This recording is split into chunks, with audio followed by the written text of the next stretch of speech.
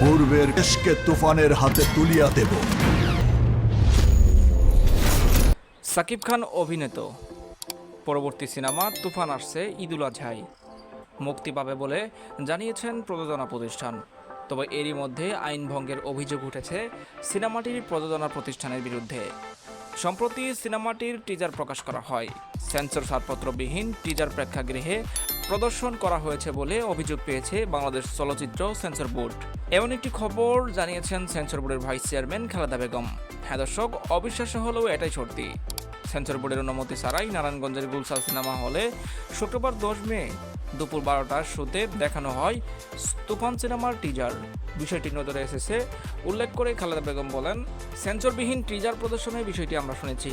আমাদের ইন্সপেক্টর যাবেন সেখানে। সেন্সর ছাড়পত্রবিহীন সিনেমা প্রদর্শনী বেআইনি। নারায়ণগঞ্জ ছাড়াও অন্য কোথাও চলে কিনা সেটাও আমরা দেখছি।